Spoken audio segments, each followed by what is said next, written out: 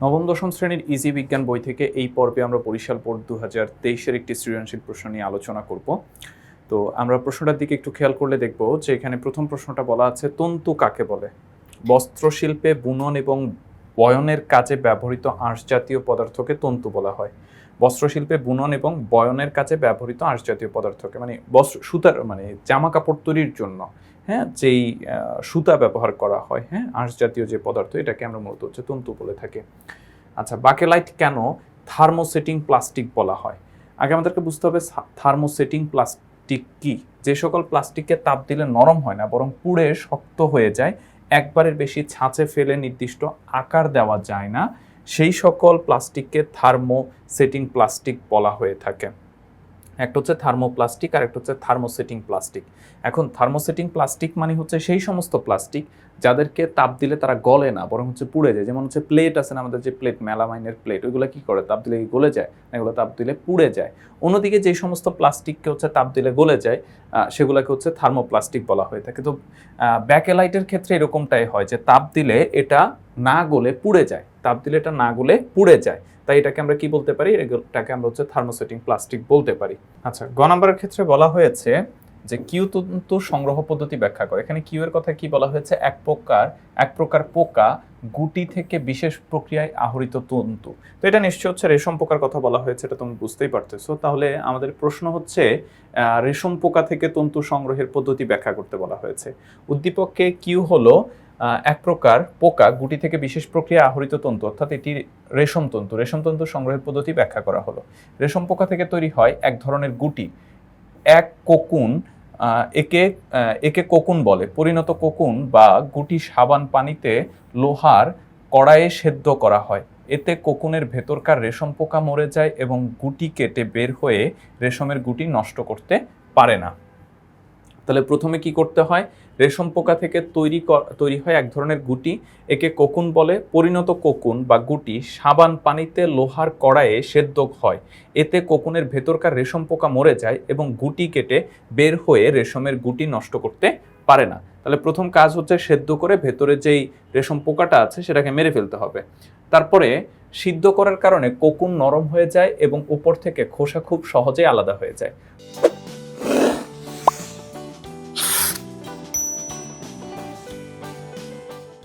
খোসা উঠে গেলে রেশমি তন্তুর প্রান্ত বা নাল পাওয়া যায়। এই নাল ধরে আস্তে আস্তে টানলে লম্বা সুতা বের হয়ে আসে। চিকুন বা মিহি সুতার জন্য 5 থেকে 7টি কোকুনের নাল একত্র করে চরকার সাহায্যে টানা হয়। ওই যে চরকায় কাটে না, সুতা কাটা হয় না চরকার সাহায্যে, সেটার কথা বলা হয়েছে। মোটা সুতার জন্য 15 থেকে 20টি কোকুনের নাল একত্র করে চরকার সাহায্যে টানা হয়। নালগুলো একত্রিত করলে এদের গায়ে লেগে থাকা আঠার কারণে আরেকটির সাথে লেগে গিয়ে সুতার গোছা তৈরি হয়। এইভাবেই মোটামুটি হচ্ছে তোমার কি করা হয়, রেশম পোকা থেকে হচ্ছে তন্তু বা সুতা সংগ্রহ করা হয়ে থাকে। তাহলে কি করতে হবে, প্রথমত সিদ্ধ করতে হবে। সিদ্ধ করার পরে কি হবে, উপরে খোসা উঠে যাবে। খোসা উঠে গেলে হচ্ছে এখানে নাল বের হয়ে আসবে। এই নাল ধরে টানলে তোমার হচ্ছে সুতা বের হয়ে আসে। এবার এই চিকন বা মিহি সুতার জন্য 5-7টি কোকুনের নাল একত্র করে চরকার সাহায্যে টানা হয়ে থাকে। মোটা সুতার জন্য 15 থেকে 20টি কোকুনের নাল একত্র করে চরকার সাহায্যে টানা হয়। নালগুলো একত্রিত করলে এদের গায়ে লেগে থাকা আটার কারণে একটি আরেকটির সাথে লেগে গিয়ে সুতার গোছা তৈরি হয়। আচ্ছা, ঘ নম্বর প্রশ্নে বলা হয়েছে যে পি ও আর তন্তু দিয়ে তৈরি পোশাকের মধ্যে একটি গরমের দিন উপযোগী হলো, অপরটি শীতের দিন উপযোগী।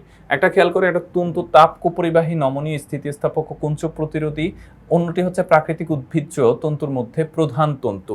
তাহলে পি আর আর দুইটা কি কি তন্তুর কথা বলা হয়েছে সেটা আগে আমাদেরকে জানতে হবে, তারপর কোনটা কোন সময় উপযোগী সেটা জানতে হবে। উদ্দীপকে পি তন্তু হলো তাপ পরিবাহী, নমনীয়, স্থিতিস্থাপক ও কুঞ্চন প্রতিরোধী। সুতরাং পি হলো পশম বা উলের তন্তু। আর প্রাকৃতিক উদ্ভিদ তন্তুর মধ্যে প্রধান তন্তু, সুতরাং আর হলো তুলার আঁশ থেকে তৈরি সুতা। দুটিরই রয়েছে ভিন্ন বৈশিষ্ট্য। তাহলে একটা হচ্ছে তুলার আঁশ, আরেকটা হচ্ছে কি পশম বা উলের তন্তু। তাই সুতি বা সুতা থেকে তৈরি পোশাক গরমের দিনে উপযোগী হলেও উলের তন্তু তৈরি পোশাক শীতের দিনে উপযোগী। সুতি সুতা তুলার আঁশ থেকে তৈরি হয়।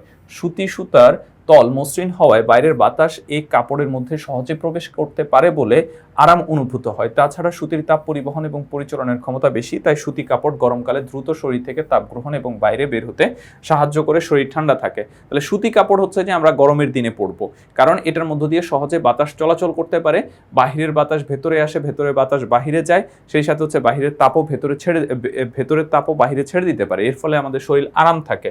অন্যদিকে তাপ কুপরিবাহী বলে পশমি পোশাক শীত বস্ত্র হিসাবে বহুল ব্যবহৃত।